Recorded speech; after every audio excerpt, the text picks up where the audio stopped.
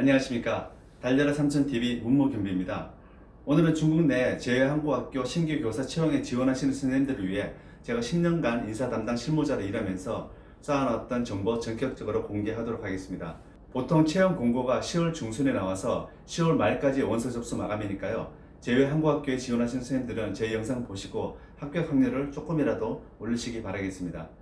제가 오늘 알려드리는 인사 관련 팁은 개별 학교에서 채용하는 고용휴직 교사나 현지 채용 교사 관련 내용입니다. 파견 교사 선발은 교육부에서 별도로 진행하니까 교육부 홈페이지 참조하시기 바라겠습니다. 먼저 확실히 밝히고 넘어가야 되는 부분은 저는 인사 실무를 담당했지 채용에 직접 관여하지는 않았습니다. 선생님들 아시다시피 각 학교별로 인사 관련 사항은 매우 민감하고 민원의 소지도 많기 때문에요. 아주 객관적이고 투명하게 진행되어야 되는 부분이라 제가 오늘 알려드린 팁은 일반적인 사항이라는 것 알아주시기 바라겠습니다.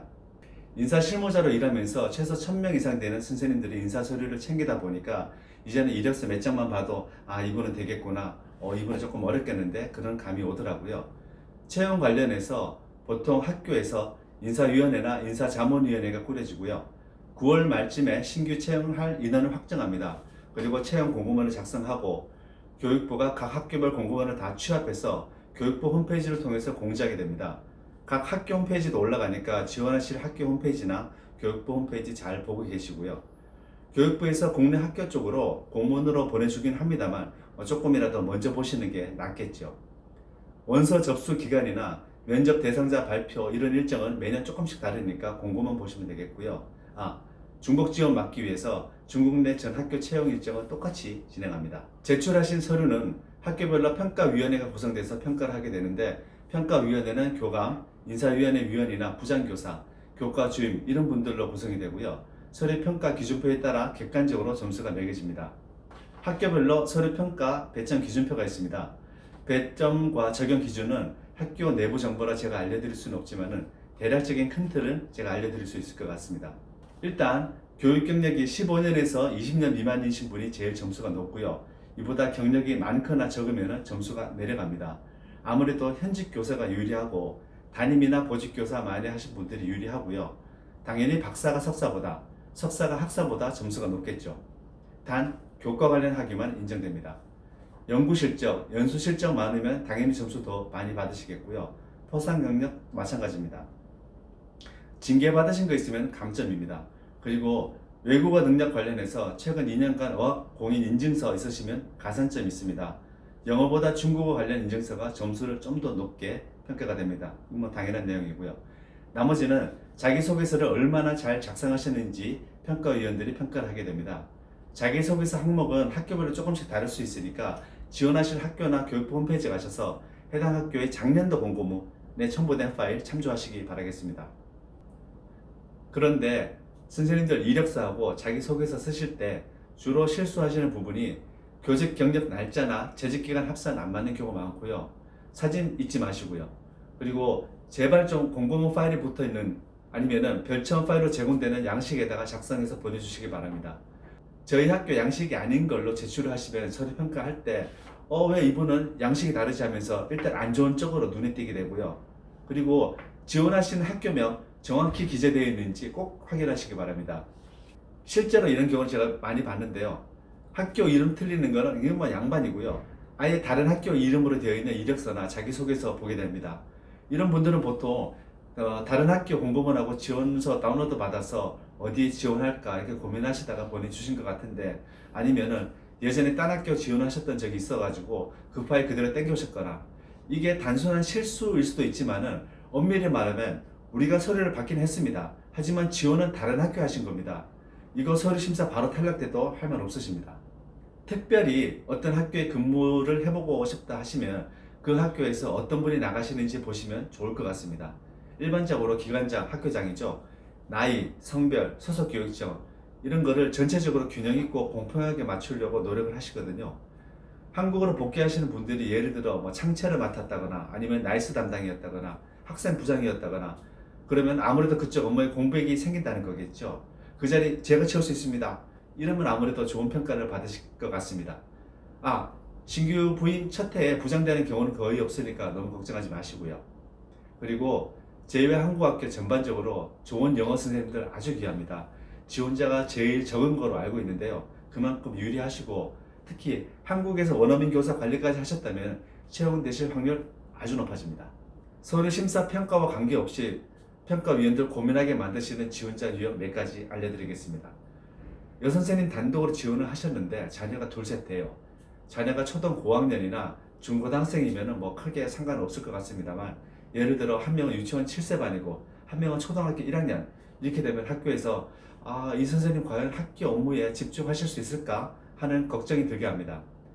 중국이 한국이랑 달라서요. 애들 어디 맡길 데도 없고 애들을 봐줄 사람 찾는 것도 쉽지 않고요. 지원하시는 학교에 유치원이 있으면 모르겠는데 없는 학교일 경우 누가 데려다주고 데리고 갑니까? 초등학생 학교 마치고 집에 가는 시간이 선생님 퇴근 시간보다 빠릅니다. 그런 경우에 학생 혼자 집에 가서 먹을 때까지 혼자 기다려야 되거든요. 그러니까 단독 부임하시는데 자녀가 초등 저학년이나 유아 아니면 영아 이런 선생님들은 학교 걱정을 좀 덜어줄 대책을 세워놓고 지원을 하시는 게 좋을 것 같습니다. 그리고 자기소개서에서 가끔 보이는 건데요. 저는 평소에 중국 문화에 관심이 많아 채용이 된다면 학생 교육을 위해 중국 내 문화 탐방을 많이 다닐 것이며 이렇게 쓰시면은 평가하시는 선생님들이 이분은 학교에 근무하시러 오시는 게 아니고 개인적으로 중국 여행 다닐 욕심으로 지원을 하신 건가? 이렇게 보여집니다. 일단 채용되고 난 다음에 주말이나 방학 때 이용해서 여행 다니시는 거는 그건 본인 자유입니다만 굳이 지원서에다가 이걸 쓸 필요는 없지 않을까? 저는 그렇게 생각을 합니다. 그리고 본인 성격이 털털하고 유연합니다. 이런 거 강조하면 좋을 것 같습니다. 제외한국학교 특성상 전국 8도 교육청 사람들 다 모여서 일을 하게 됩니다. 그런데 외국이다 보니까 한국에서 하던 업무 방식과 서로 다른 경우가 엄청나게 많습니다. 근데 나는 예전에 일을 이렇게 배웠고 우리 교육청에서는 이렇게 하니까 이 방식만이 정답이다. 내가 진리다. 이런 분들 계시는데요. 이런 분들은 본인도 힘들고 주변 선생님도 힘들고 학교도 힘들고 그렇습니다. 이건 면접 팁인가요? 면접 관련 팁이나 제외한국학교 관련 정보는 네이버에 제2국민교육기관 교사 카페라고 있습니다. 제가 아래에다 링크 걸어 놓을 테니까요. 거기 참조하시면 되겠습니다. 마지막으로 이거는 전 인사 실무자의 부탁 정도로 봐주시면 좋겠습니다. 보통 학교 대표 메일로 지원서를 보내실 텐데 메일 보내주실 때 제목하고 내용에다가 지원 분야, 과목, 성함 꼭 좀 기재해 주십시오. 인사 시즌 되면 학교 메일로 몇백 명이 지원서가 이렇게 들어옵니다. 근데 아이디도 이상하고 제목에 그냥 지원서를 보냅니다. 아니면 잘 부탁드립니다. 이렇게만 되어 있으면은 나중에 메일 확인하려고 그러면요. 누가 누군지 헷갈려서 잘 못 찾아요. 그리고 이력서 안에 연락처 기재란에 메일 주소 적게 되어 있는데 지원서를 보내주실 때 사용한 메일하고 다른 경우가 종종 있습니다. 메일 주소는 학교에서 사용하는 메일 주소 적으시고 보내실 때는 개인적으로 사용하는 메일로 보내주시면은 나중에 학교에서 학교업자 메일 같은 걸 보내드려도 못 받았다 하시는 분들 계시거든요. 하나로 꼭 좀 통일 부탁드리겠습니다. 그리고 초등생들 자기소개서에 활동하셨던 사진 같은 거 붙여가지고 예쁘게 만들어가지고 이렇게 보내주시는데요. 다 좋습니다. 그런데 이게 막 A4지 100장 이렇게 보내주시면은 진짜 이거 너무 힘듭니다. 그리고 사진 한 장 사이즈가 수십 메가 이런데요. 아시다시피 중국 인터넷 엄청 느립니다. 다운로드 받는데 하루 종일 걸려요. 양 많다고 좋은 거 아니니까 핵심만 찝어가지고 보내주시면 감사하겠습니다. 그리고 이건 진짜 마지막입니다. 학교로 전화 주셔가지고 지원자 많습니까? 몇 명이나 지원하셨나요? 이런 거 물어보시는 분들 계신데 제가 드릴 수 있는 답이 참 제가 좀 난감합니다. 그럴 때는 제가 그냥 좋은 분들 많이 지원해 주셨습니다. 이렇게 기계적으로 이렇게 대답만 드리는데 인사 업무 하는 사람 입 가벼우면 바로 문제 터집니다. 그러니까 자제 좀 부탁드리겠습니다. 이상으로 간략히 제외한국학교 지원하실 때 알아두시면 좋은 것들 알려드렸습니다. 저와 같이 근무하셨던 선생님들 말 들어보면은 제외학교에서 근무하는 게 한국에 비해서 아이들이 순수해서 교사로서의 기쁨을 누릴 수 있다고도 하시고 한국에 비해 처리해야 될 공문이 거의 없다시피 하니까 그 시간들을 온전하게 아이들 교육에 집중할 수 있어서 또 좋다고도 하시고요. 칼퇴근하고 이제 주말이 확실하게 보장이 되니까 개인 개발에 시간을 투자할 수 있어서 좋다고들 하십니다.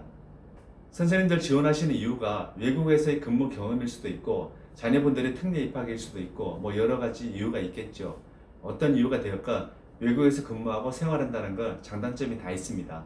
그러니까 잘 판단하시고 원하시는 학교에 무사히 선발 채용되시길 기원하겠습니다. 혹시 더 궁금하신 내용 있으시면 댓글로 달아주시고요. 제가 발설할 수 있는 한도 내에서 말씀드리고 양이 많다면 아예 Q&A 영상 따로 만들어 보도록 하겠습니다. 이 영상이 선생님들한테 도움이 좀 되었다면 구독과 좋아요 부탁드리겠습니다. 감사합니다.